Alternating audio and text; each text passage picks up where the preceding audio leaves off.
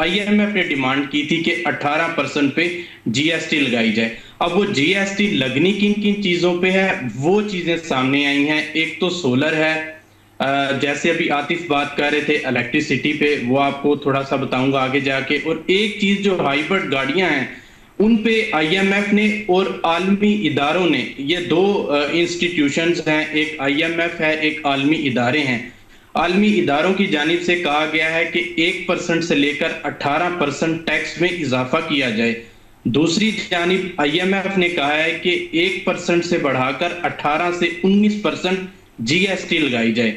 तो ये दो चीजें सामने आई हैं जिस पर आईएमएफ की जानिब से और आलमी इदारों की जानिब से, अब जो सोलर सार्फिन है, सोलर पैनल्स हैं, उन पर आलमी इदारों की जानिब से कहा गया है कि 10 से 18% उस पर जो है वो जीएसटी आयद की जाए, यानी कि 10% उसमें इजाफा किया जाए। अब आईएमएफ दूसरी जानिब से, चूंकि अभी हम उनके प्रोग्राम में हैं, मुख्तलिफ प्रपोजल्स पर डेली बेसिस पर टैक्स पॉलिसीज शेयर की जा रही हैं आईएमएफ को एफबीआर की जानिब से और वजारत खजाना की जानिब से।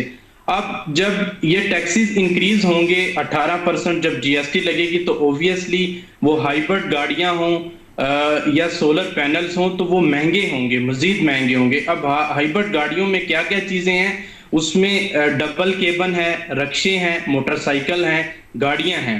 तो ये चार पांच चीजें आईएमएफ ने कहा है कि 18% इस पर बढ़ाया जाए। हुकूमत की जानिब से ये जोर दिया जा रहा है कि इस पे हम 1% इस पे इंक्रीज करेंगे। अभी इस पे मुत्तफिक नहीं हुए हुकूमत और आईएमएफ, बट आईएमएफ ये चाह रहा है कि 18% इस पर जीएसटी लगाई जाए और आईएमएफ इस पे छूट नहीं दे रहा।